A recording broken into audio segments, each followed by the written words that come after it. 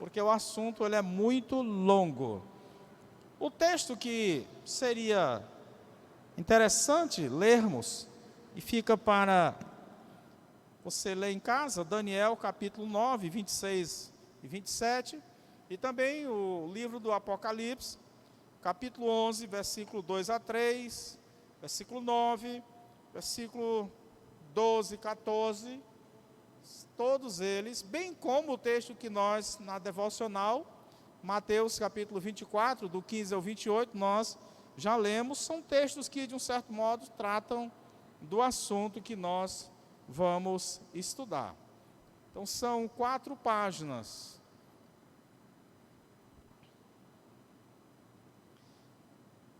Pois bem, se nós tocarmos o assunto começando por Daniel, o profeta Daniel, ele escreveu, aí arredondando, cerca de 500 anos antes de Cristo. Então, Daniel ali, 500 anos antes de Cristo, escrevera. E ele fala no seu escrito, tanto do nascimento de Cristo, abordando a Septuaginta semana, 70 semana. O próprio Jesus Cristo, no texto que nós lemos, Mateus capítulo 24, do 15 ao 28, Jesus também aborda ali o escrito de Daniel.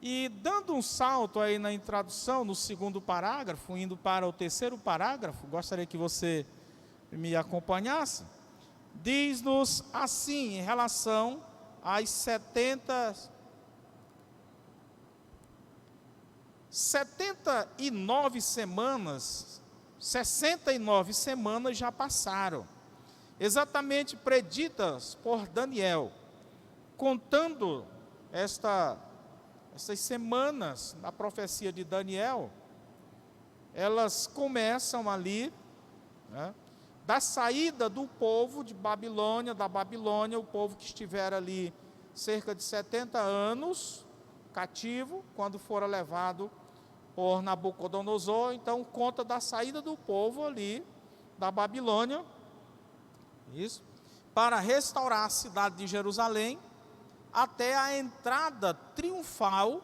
de Jesus em Jerusalém, que conforme os eruditos, aqueles que têm mais prática no estudo da pesquisa, eles dizem que isso aconteceu no dia 14 de março. Bom,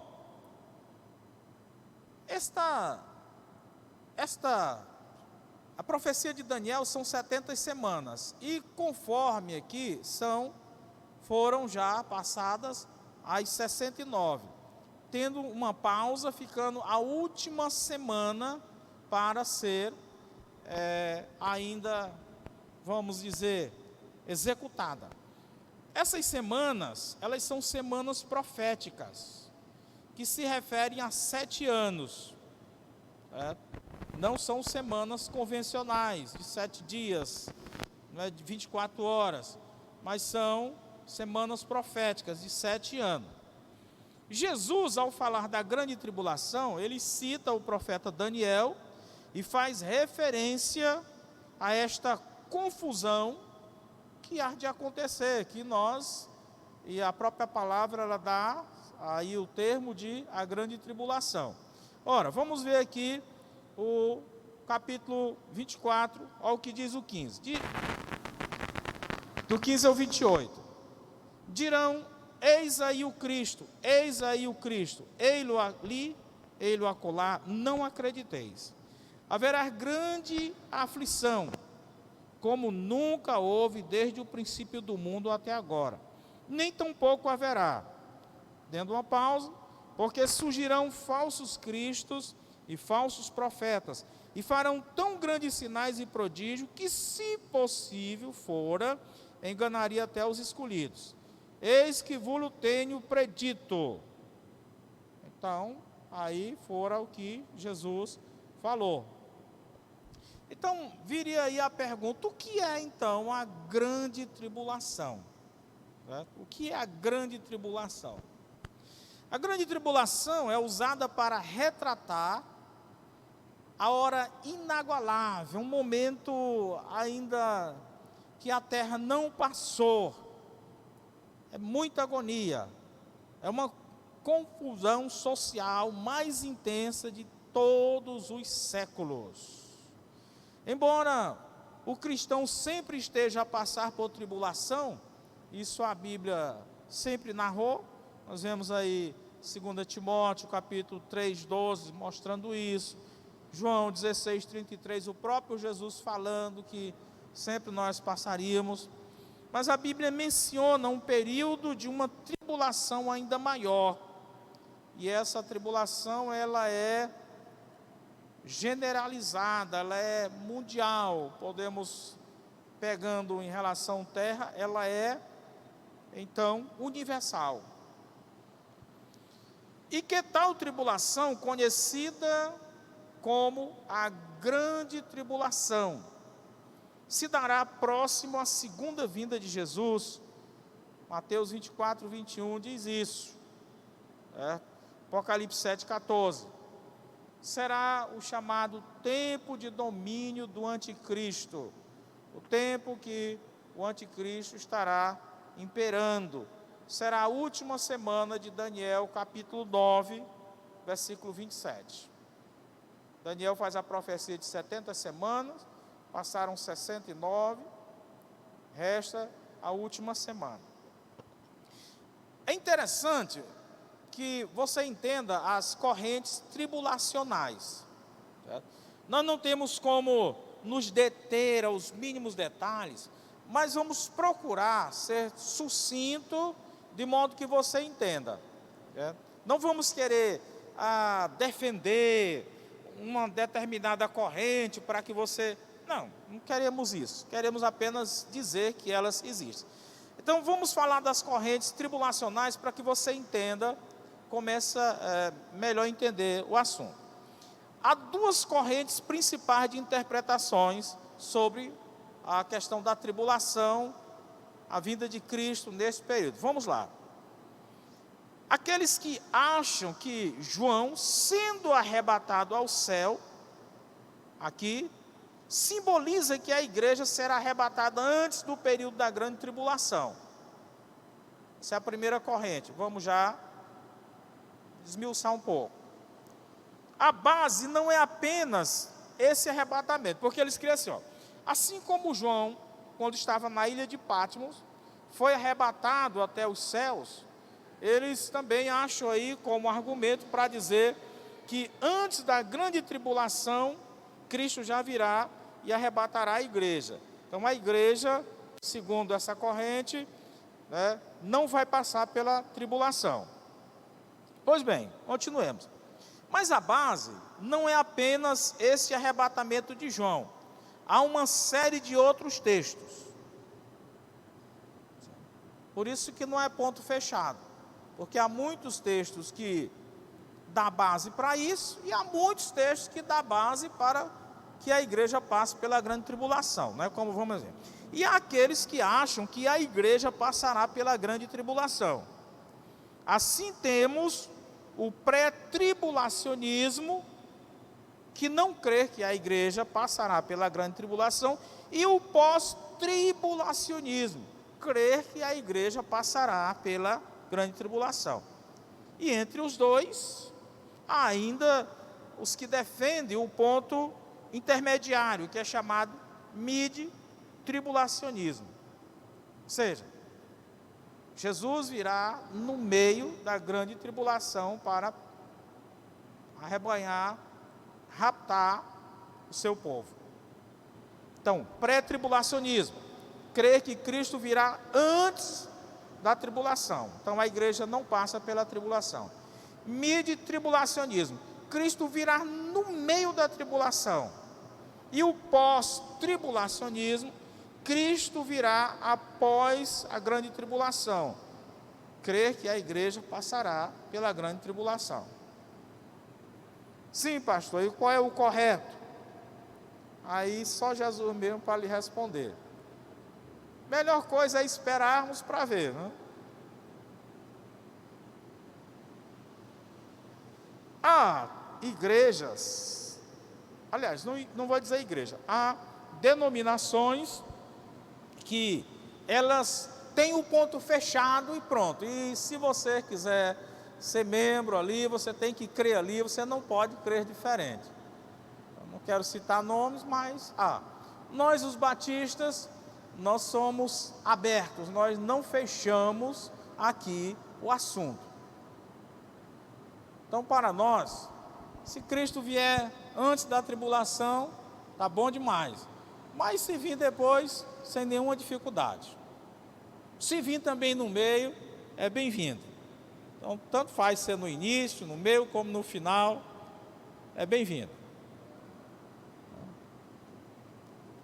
Mas esperemos que seja logo no início, não? Mas vamos esmiuçar um pouquinho aqui, falando. Pré-tribulacionismo. Nós vamos entender. Nós geralmente falamos, pré-vestibular. Geralmente é aquele curso, as aulas que você tem, aí você faz alguns simulados antes realmente do vestibular, pré. A melhor coisa para você entender é pré. Cristo virá antes da tribulação, pré. Pós passou. Cristo virá depois da tribulação. Mid, meio. Virá no meio da tribulação, a grande tribulação. Pronto. Mas vamos lá, pré-tribulacionismo. Para esta corrente de pensamento, Jesus virá e arrebatará a sua igreja antes da grande tribulação. Uma referência ao Espírito Santo, por consequente, a igreja também, em sua opinião. Mateus 24, 40 a 41. Então, essa corrente, ela exorta os crentes à vigilância, como se a vinda de Jesus pudesse se dar a qualquer momento. Então, para eles, Cristo pode voltar amanhã de manhã, hoje, aqui, qualquer momento, né? Eles, assim. Virando a página, se o arrebatamento for antes da grande tribulação, então o arrebatamento acontecerá a qualquer momento. Okay?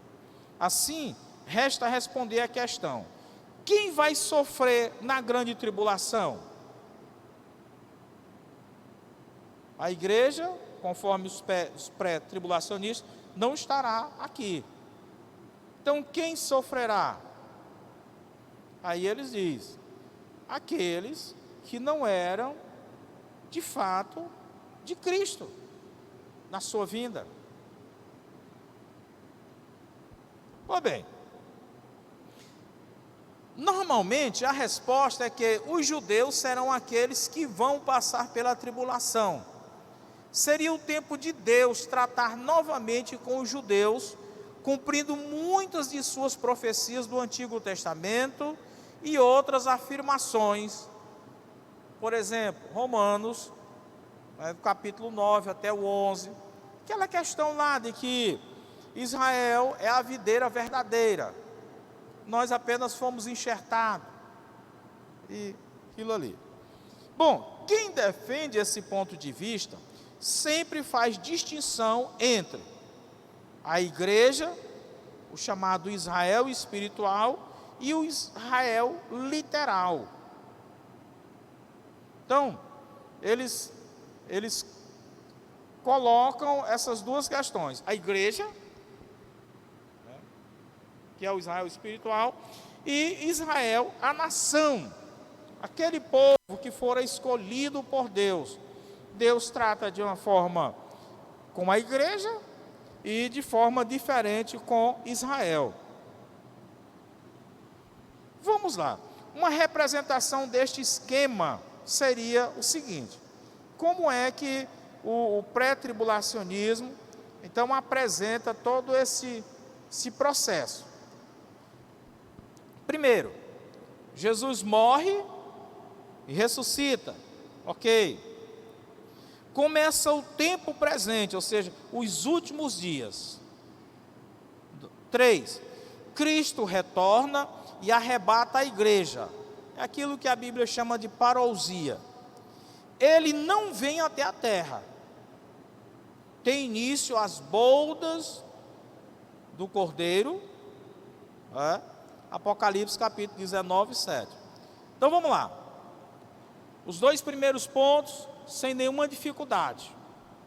Segundo o pré-tribulacionismo, Cristo virá, dará o comando, os que estiverem vivos, os salvos, serão arrebatados juntamente com os mortos de todos os tempos que morreram, vamos dizer, crentes, confiantes no Senhor. Bom, vamos ao encontro do Senhor nos ares. Até aí, sem nenhuma dificuldade. A dificuldade começa, né, entre pré e pós, a partir daqui. Primeiro que os pós não acreditam que Cristo virá logo de início. Segundo ponto, é que Cristo, estando nas nuvens, nós vamos para um local, que aí vem as discussões, as divergências.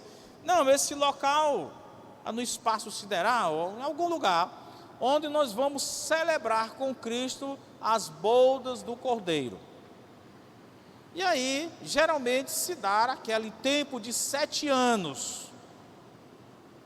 Olha, o que eu estou dizendo aqui para vocês, eu estou falando sobre a corrente pré-tribulacionismo.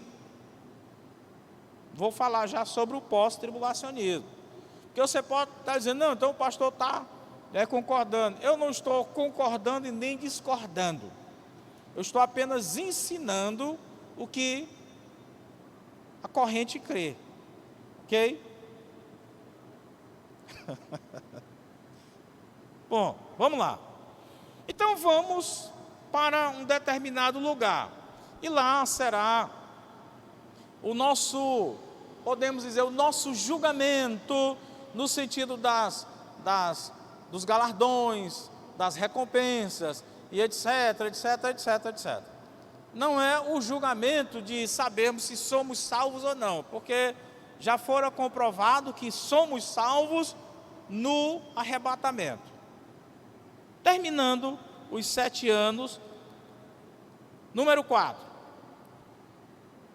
Indo a igreja para esse local, passar as boldas do Cordeiro com Cristo, começa então a grande tribulação aqui na terra, sendo que os judeus voltam a ser o povo de Deus, no sentido de trato, de buscarem a Deus verdadeiramente.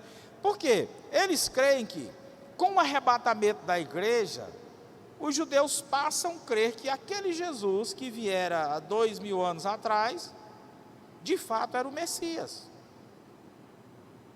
pelo arrebatamento da igreja. 5. Depois das boldas, é o término praticamente da grande tribulação, os 7 anos, Cristo retorna com a igreja, estabelece o milênio. O que vai acontecer? Aqui segue aquele roteiro. Satanás é preso, o anticristo, o falso profeta, e aqueles que estão pelejando ali, com eles, serão mortos. Toda a raça humana? Não, só aqueles que estarão aliados ali serão mortos. E Cristo estabelece o milênio sobre a face da terra. Certo? Então, será aí um período de 1000 anos, não podemos dizer fechadamente, mas milênio, 1000 anos. Cristo reinará e nós reinaremos com Cristo sobre a terra. Como será esse reinado? Bom, diz que será com vara de ferro. Beleza? Até aqui? Deu para entender? Dúvida? Se tiver, pega o microfone aí, faz a pergunta. Então, tudo ok, não é? Vamos então agora ver aí a questão do pós-tribulacionismo e depois aí a representação esquemática ou esqueleto de como é essa teoria. Então, pós-tribulacionismo. Para esta corrente de pensamento, Jesus virá e arrebatará a sua igreja no final da grande tribulação. Dizem que não faz sentido, nem é bíblico, que Jesus volte 2 vezes à terra. E lembram que a tribulação não será causada por Deus, mas será a ira do anticristo sobre os eleitos. Usam Mateus 24, 22 e muitos outros textos. Lembram ainda que nos dias de Moisés, Deus foi poderoso para evitar que as pragas atingissem os judeus. Os anjos ajuntarão os eleitos depois da tribulação. Mateus 24, 39 a 41. Em geral, a Bíblia promete tribulação aos crentes. Vemos aí Mateus 24, 9, Atos 14, 22. Agora, como é a representação, né, do processo na visão dos pós-tribulacionistas? Jesus morre, ressuscita, ok. Começa o tempo presente, os últimos dias, ok. Não há divergência. Acontece a grande tribulação com a igreja presente e sendo alvo do anticristo. Se o anticristo é um poder mundial, teria todas as condições para perseguir a igreja. Ok? Então, onde diverge? Diverge porque o pré-tribulacionismo não crê que a igreja passará pela tribulação. Diverge que o pré-tribulacionismo crê que Cristo voltará antes da grande tribulação. Então aqui já começa a haver divergência. 4.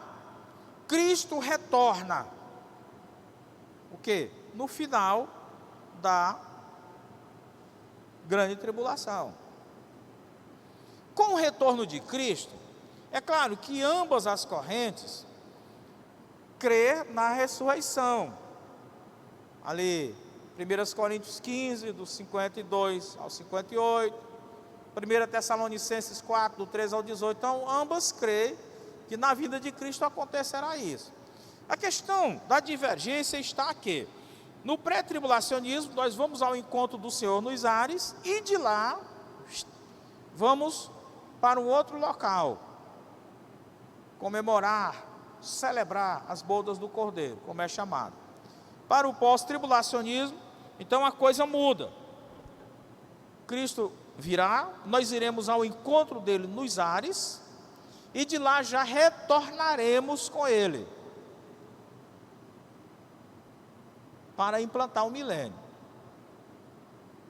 Deu para captar? Ou não entendeu nada?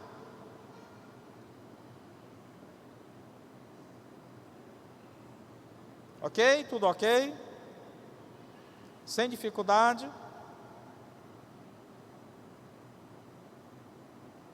Ou bem.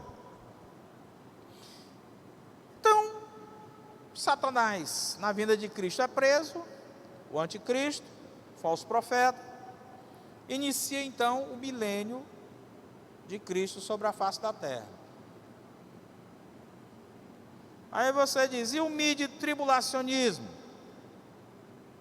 Bom, são estudiosos que afirmam que a tribulação de 7 anos literais, ou não, é dividida em 2 partes. Eles creem assim, 2 partes.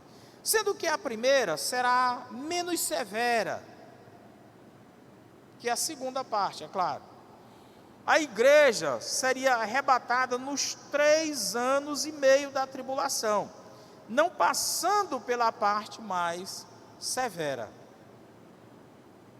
Segundo essa corrente, o anticristo, a princípio, ele vai se estabelecer, fazendo paz, resolvendo todos os grandes problemas da humanidade, como nós já vimos na quinta-feira passada.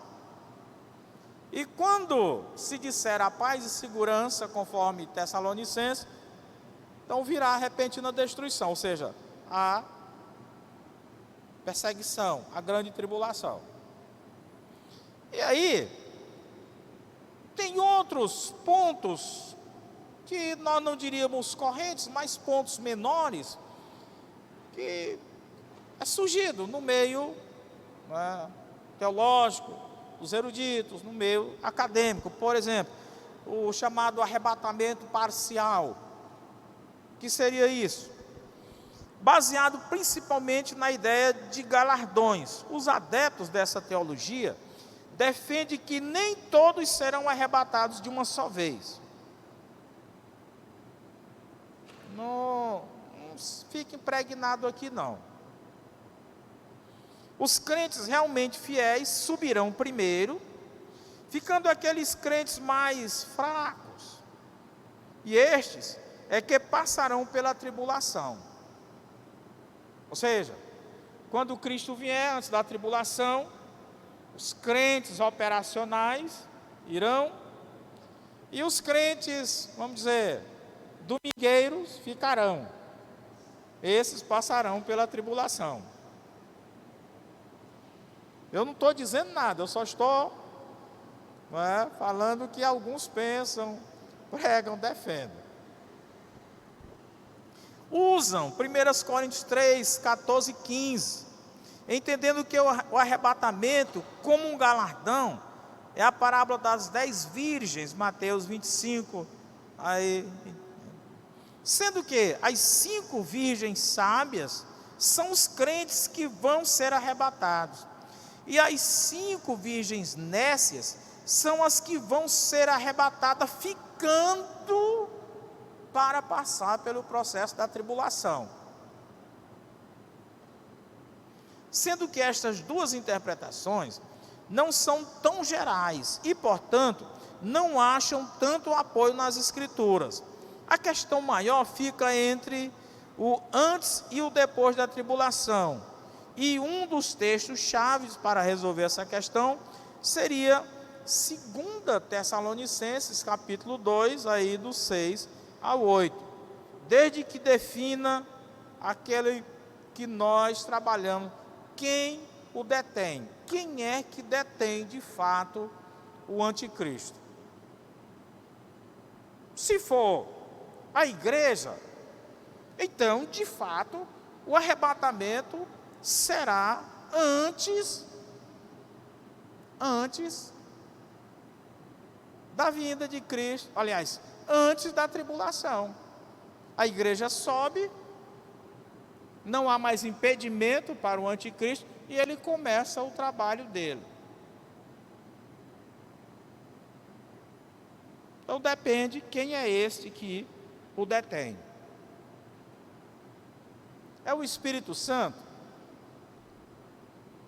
Então o Espírito Santo, mesmo não saindo da terra, permitirá que comece o tempo do anticristo? Pode ser. Qual é a dificuldade? Mesmo a igreja aqui, mesmo o Espírito Santo aqui, Deus pode permitir que ele comece então o tempo dele. Então, se alguém soubesse de fato quem é esse que o detém, seria fácil para nós entendermos. Página 3. Os pré-tribulacionistas afirmam logo que é o Espírito Santo. Esse que o detém é o Espírito Santo. Mas tem um porém.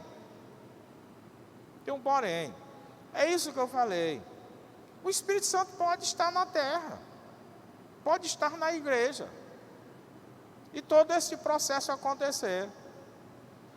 Pensemos nas pequenas tribulações que a igreja passou no passado, com Nero, outros imperadores. Ali estava o Espírito Santo. E muitos crentes foram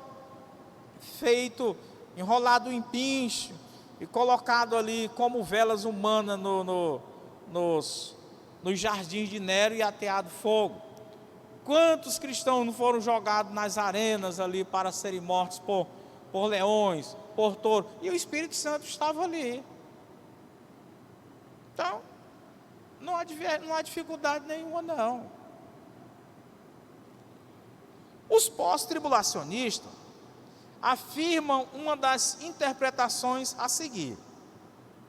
Bom, aquele que o detém, alguns creem que é um poder político que será dominado pelo anticristo. Pode ser.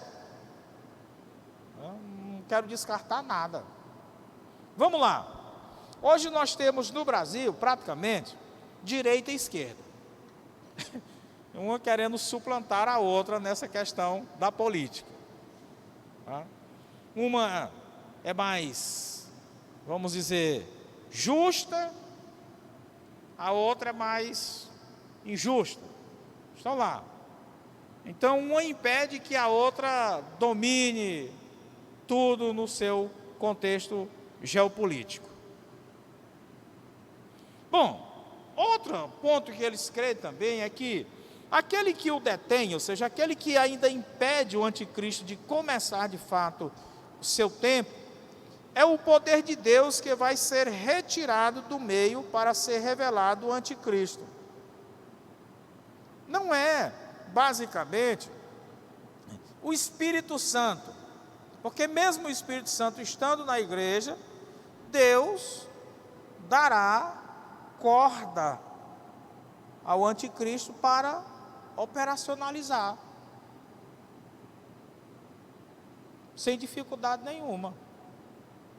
Então, irmãos, algo que você estuda posteriormente, encontra aí uma dessas correntes tribulacionais, pronto, mas não fique brigando, discutindo, perdendo amigos com essas coisas.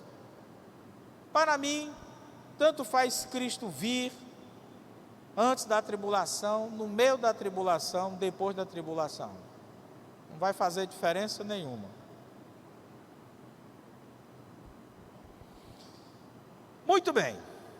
3, visões acerca do grande conflito. No capítulo 12 do Apocalipse, abre-se uma seção de visões que prossegue até a visão das 7 taças, tudo dentro do período da grande tribulação, que vai até o capítulo 19, que no capítulo 19 narra a vinda de Cristo. Aquele texto lá, que diz que ele tem um nome sobre a coxa. Estas visões têm por finalidade responder uma pergunta: por que nos sobreveio a perseguição? Por que nos sobreveio a perseguição? E a resposta apresenta Satanás estando por trás de tudo. Ele falhou em seu ataque à mulher, que é a igreja, e o seu filho, caso Jesus. Porém, ataca os outros filhos dessa mulher, que é a igreja. E este ataque está sendo executado por seus agentes. Satanás indiretamente, voltemos lá, 2 Tessalonicenses 2, 11 e 12.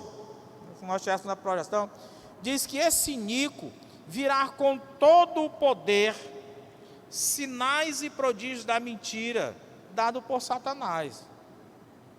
Lá, 2 Tessalonicenses 2, 11 e o 12 também, continua nisso aí. Então, assim, por trás de tudo isso está Satanás. é Ele que dará poder.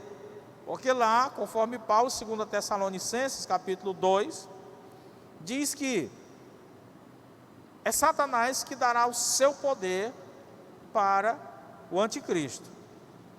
Bom? Então, 3.1, a mulher grávida e o dragão. É um dos sinais lá do Apocalipse, capítulo 12. Você vai ver lá. O sinal é a visão de uma mulher celestial e sua coroa contém 12 estrelas, que pode ser relacionar com as 12 tribos de Israel. Ela está grávida e em dores de parto. Estou lendo, relatando lá o que diz Apocalipse capítulo 12. Seu filho é um varão e deve ser identificado com Cristo. O fato de ser arrebatado para Deus é uma referência à sua ressurreição. A mulher pode ser identificada como o povo de Israel ou a igreja, ou ambos. A fuga para o deserto é uma alusão à perseguição. Os salvos na tribulação viverão em grande perigo, sendo caçados em todas as partes. Ou então, como aconteceu com Israel no primeiro século, sendo dominado pelos romanos. O capítulo 12 encerra com o dragão frustrado e irado, parado junto à areia do mar, para conclamar seus aliados. O dragão, Satanás. Bom, aqui, irmãos, a maioria dos estudiosos crê que é neste momento que Satanás conclama todos os seus para a batalha do Armagedon, que é a peleja final, ali onde Deus destruirá todos os ímpios, e após isso, aí é o término do milênio, vem o grande julgamento, o julgamento do trono branco. E aí, nós vamos para a página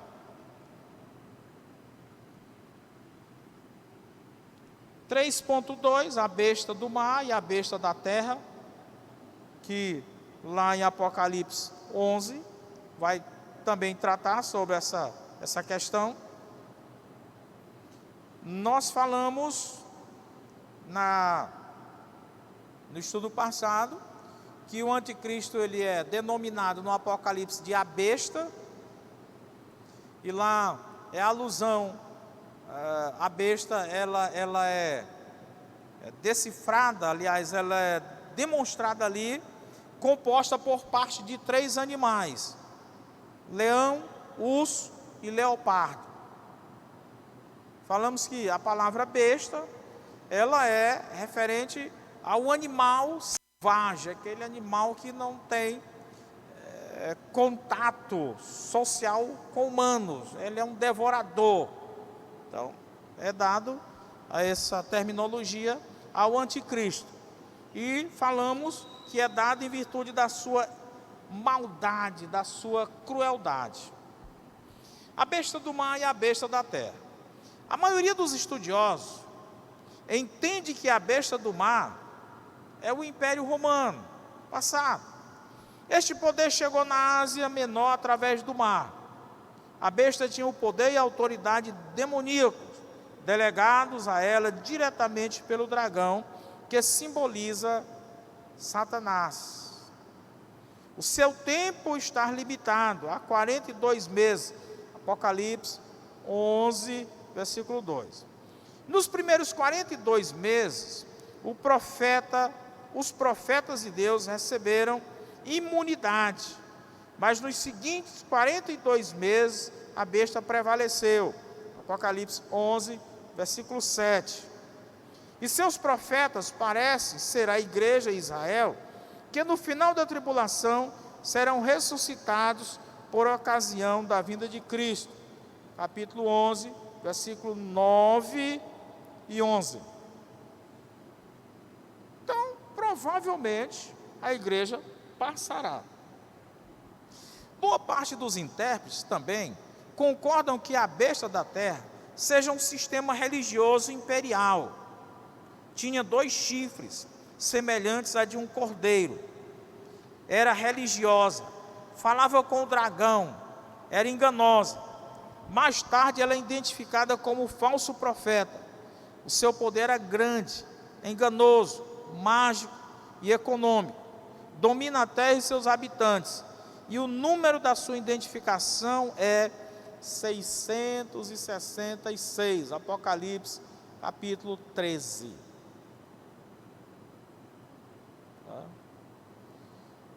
O cordeiro e o seu exército, nós vamos ver aí no 14, capítulo 14, no capítulo 19 e sucessivamente. João, ali na ilha de Patmos, apóstolo João, ele teve uma visão dramática dos poderes do mal, personificados nas duas bestas, que forçaram o mundo a participar da idolatria. Agora, apresentam o cordeiro e seu exército em pé sobre o monte de Sião, e a guerra da besta e seus exércitos contra o cordeiro e seu exército. A besta da terra é dominada pela besta do mar, que é dominada pelo dragão. O exército do cordeiro seria 144 mil.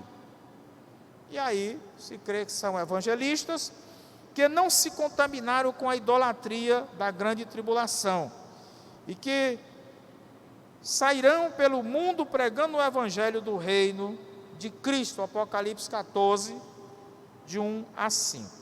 Na continuação deste capítulo 14, temos a visão de 3 anjos, cada um com uma missão.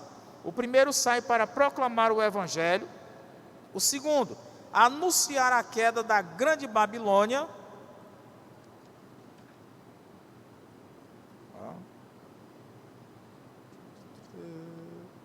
Minha página deu problema aqui, peguei exatamente uma página problemática.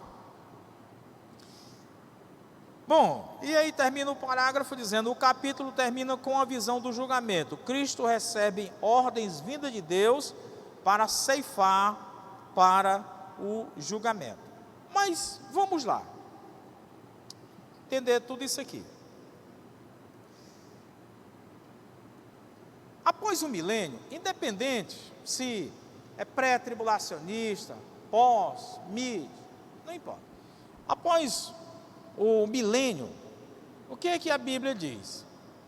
Satanás será solto por um pouco de tempo. Note que Satanás, ele foi preso por ocasião da vinda de Cristo. Satanás, o falso profeta e o anticristo. Satanás, ele será solto por um pouco de tempo. E lá, no capítulo 20 de Apocalipse, diz que ele sairá a enganar as nações. Por quê? No milênio, no governo de Cristo, o povo vai se submeter, porque será um governo realmente com vara de ferro. Mas não é uma submissão de coração. E esse povo vai se revoltar, e eles irão apoiar Satanás. É quando a Bíblia diz que o cordeiro o destruirá. Aí alguns textos, simbolicamente, profeticamente, diz, com a espada aguda que sai da sua boca. Mas todo este povo será, de fato, mortos. E aí alguns usam a terminologia, batalha do Armagedon, e etc, serão mortos. Ok. Então o que acontece? Todo ímpio agora está morto. Vem agora o grande julgamento, trono branco.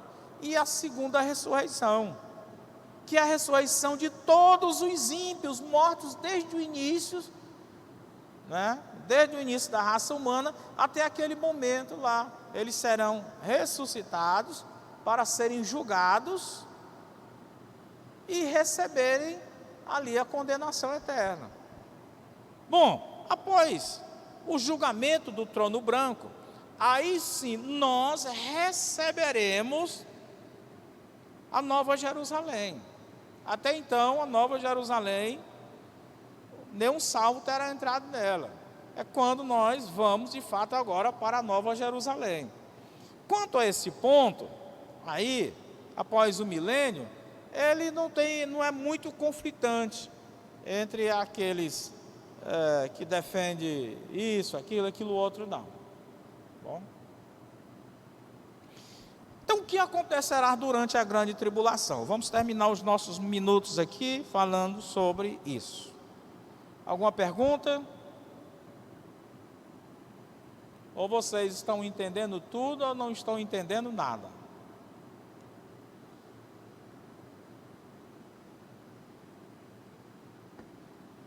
Se estiverem entendendo tudo, ou o professor é muito bom, ou então vocês são muito inteligentes. Se não estiverem entendendo nada, não tem dificuldade nenhuma. Continue como crente, sendo crente em Jesus. O que acontecerá durante a grande tribulação? Já vimos que na terra será uma confusão e sofrimento. Conforme os pré-tribulacionistas, a igreja terá sido arrebatada, estando com Cristo. No céu haverá uma guerra, pois o diabo e seus anjos subirão para acusar os crentes diante de Jesus. Miguel e seus anjos farão guerra contra o dragão e seus anjos e os expulsarão do céu. Começa então um grande regozijo no céu, pois o acusador não mais estará lá. Depois o dragão e seus anjos começam uma grande guerra na terra contra o povo remanescente judaico. Concernente a esse ponto, o pós-tribulacionista vê isso aqui como algo passado, que já aconteceu. Fora quando Satanás fora expulso juntamente com os anjos rebeldes com ele. Mas segundo os pós-tribulacionistas, a igreja estará na terra, passando pela perseguição.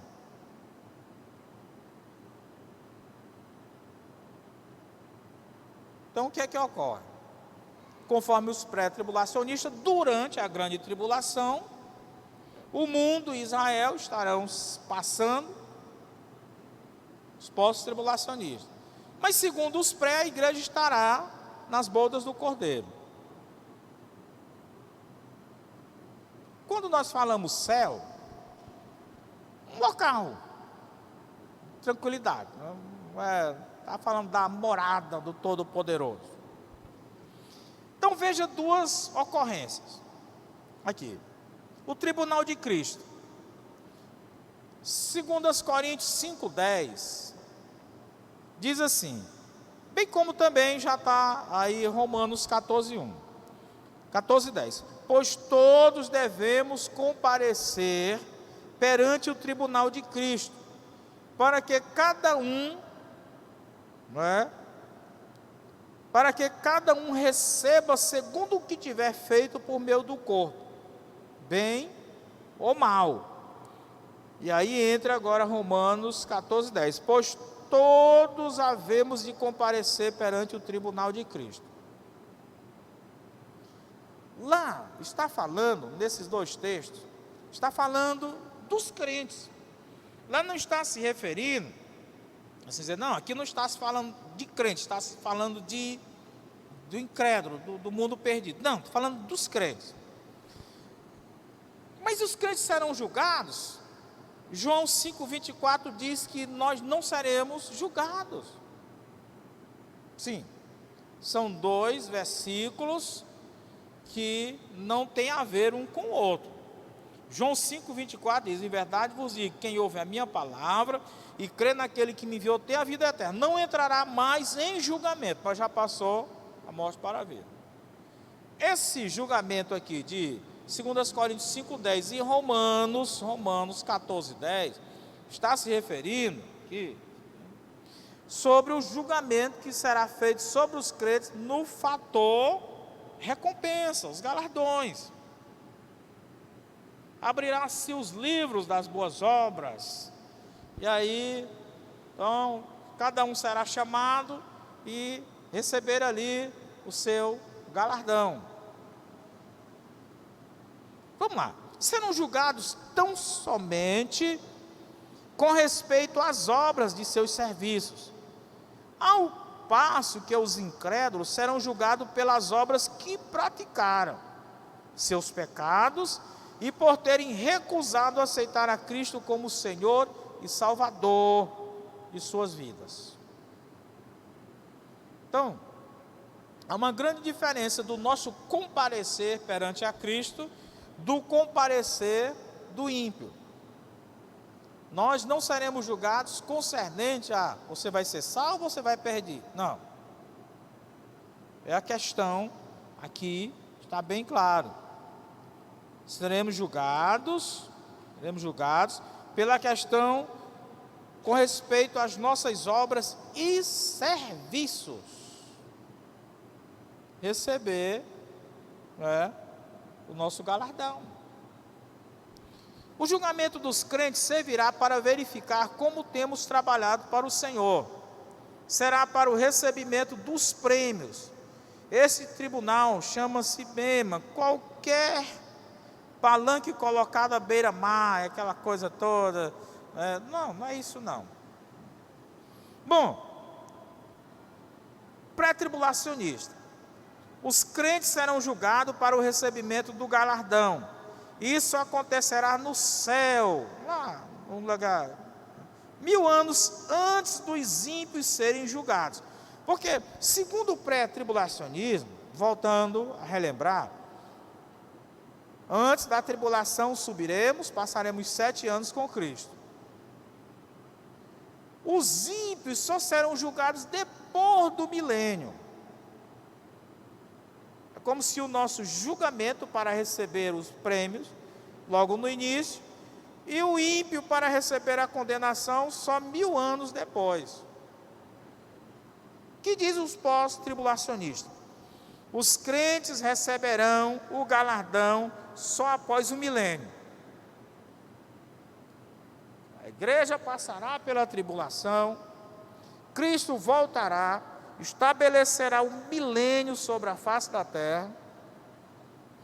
No final, Satanás solto, cria aquele motim, é destruído, o ímpio é lançado no lago de fogo e enxofre, onde já está o falso profeta, o anticristo, Satanás. Aí agora é que nós vamos receber a recompensa pelo nosso serviço a Deus. Então, pré-tribulacionismo, a recompensa é antes. Pós-tribulacionismo, a recompensa é depois. É no final de tudo, é no fechar da história humana. Deu para entender? Pré. Cristo vem, nos leva, vamos lá para as bodas do Cordeiro, lá já recebemos o nosso galardão. O pós não. Cristo vem, estabelece o milênio, toda aquela confusão, termina o milênio, Satanás agora já é lançado no lago de fogo e enxofre, a besta, está tudo lançado ali. O ímpio foi julgado, lançado também. E agora? Agora a igreja vai receber o galardão. Lembre as expressões pré, antes, pós, depois. Pré, pós. 4.2 para finalizarmos as bodas do Cordeiro. É a união de Cristo com a igreja. A esposa é a igreja, composta daqueles que desde o Pentecostes até o arrebatamento receberam a Cristo como Salvador pessoal. Os santos do Antigo Testamento se encontrarão ali na qualidade de amigos do noivo, aqueles que têm a noiva e o noivo, mas o amigo do noivo que está presente e o ouve, regozijam-se muito com a sua voz, com a voz do noivo. Assim, pois, este meu gozo está completo, disse Jesus, João capítulo 3, versículo 29. Então, o que diz os pré-tribulacionistas em relação às bodas do Cordeiro. Mais uma vez, acontecerá no céu durante a tribulação na terra. A igreja não estará na terra, foi arrebatada, estará, que céu? Um local escolhido por Cristo. Não vai sair dizendo que é as moradas do Todo-Poderoso, não. E que diz os pós-tribulacionistas contra as bodas? Já falamos. Acontecerá após o julgamento do grande trono.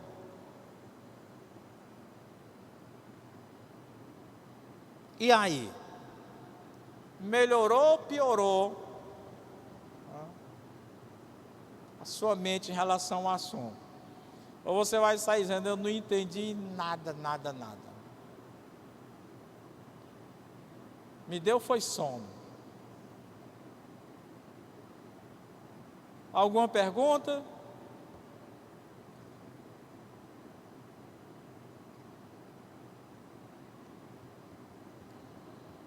Microfone aqui para a irmã Gema, por gentileza.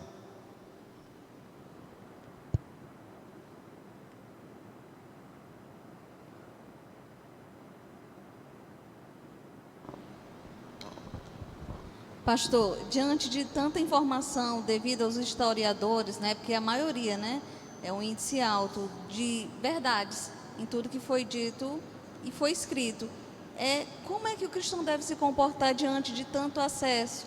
Qual o procedimento, o prosseguimento? Porque nós temos muito acesso a tudo isso. Bom, o cristão, assim, primeira coisa, o que é que a Bíblia diz? Vigiai e orai. Está preparado.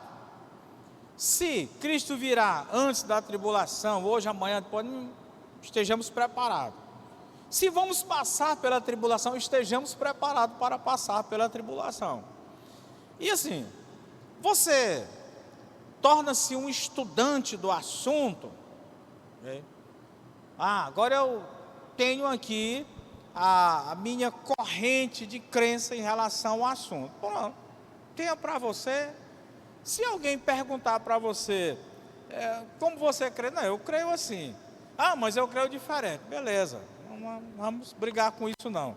Porque quando chegar lá, talvez nós vamos perceber que não era nada daquilo que nem o pré, nem o pós, nem o mídia disseram. Foi tudo diferente. Bom, assim, vamos lá. Outra questão. O crente comum, o que é o crente comum? É aquele que não é acadêmico, que não vai em busca de ser um erudito, uma coisa assim. Ele tem um limite para o conhecimento. Vou tentar explicar. Há muitas coisas que o Júnior, Solimar, Clemilton vão aprender, que quando eles estiverem pastoreando, eles não vão repassar para a igreja deles. Porque o crente comum, se ele ouvir muito conhecimento, ele até enlouquece e quer se desviar. Então, descontextualizando um pouquinho, Tiago 3,1 diz: meus irmãos, não sejais muitos de vós sábios. Tem muita gente que pega uma doutrina, aí ele fica doido, ele fica lunático com aquela doutrina. Ele diz: olha, o batismo em águas vivas só pode ser batizado em águas correntes. Aí ele começa com aquela loucura toda, né? E onde não tem água, como é que batiza? É na África, em lugares que não tinham tanta água, como é que batiza?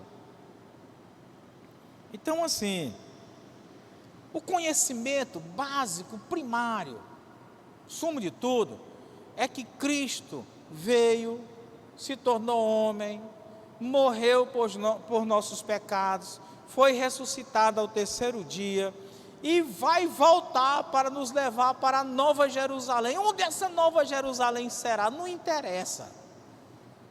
Se for lá no céu, bom. Se for na terra restaurada, bom também. Não interessa, o importante é que a Nova Jerusalém. Entendeu? Então, é bom o conhecimento? Mas você precisa ter o domínio sobre o conhecimento, porque conhecimento é poder. Poder.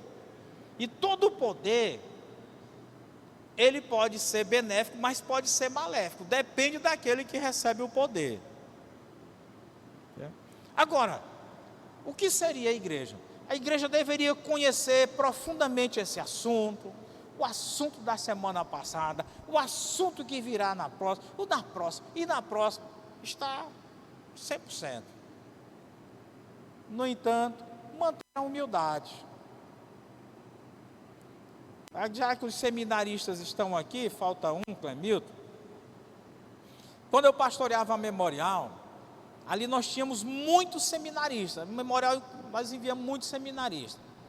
E eles se reuniam ali debaixo de uma árvore, alguns deles, e ficavam, quando eu estiver no meu pastoreio, eu não vou pastorear como o pastor João Pedro, eu vou fazer tipo... Eles diziam que iam revolucionar. E eu ficava sabendo de toda aquela história. Aí eu cheguei para ele, calma rapaz, vocês vão terminar o seminário e vocês vão pastorear. Aí vocês vão revolucionar, se acalme, tenha paciência. Eles revolucionaram mesmo, deixaram de ser crente. E hoje a maioria deles são desviados. Só um que está no ministério. Não tinham capacidade do poder. Poder, conhecimento é poder. E é um dos maiores poderes que existe, é o conhecimento. Entendeu? Amém? Ó, irmão, bora um amenzinho, pelo menos para me alegrar, né? Amém, irmãos? Então, pronto, fiquei alegre. Quinta-feira, dia 7, próxima quinta-feira, nós marcamos um dia de lazer no sítio, no Recanto da PIB. Vamos ali conversar, tomar um banho de piscina, comer um churrasco. Portanto, nós não teremos atividade à noite. Então, irmão, vá, né? Vá, se você pode ir, vá conversar, colocar os assuntos em dia, comer um churrascozinho. Próxima quinta-feira, dia 7. Acho que não tem para onde você ir. Hoje ninguém pode mais. Então, para lá mesmo. Isso aí é insignificante, ninguém paga não. Vamos orar então? Querido Deus, Pai de infinita misericórdia, Deus de toda consolação, Deus de todo poder, obrigado ao Senhor pelo dia que nos foi dado, pelo trabalho. Obrigado também, meu Senhor, por Tu ter nos trazido aqui à Tua casa. Obrigado por esse assunto, que a Tua igreja não ande sem o conhecimento, mas que com o conhecimento saibamos nos portar com humildade e cada vez mais preparados para Ti. Muito obrigado por tudo, rogamos em nome de Jesus. Amém. Irmãos, amanhã nós temos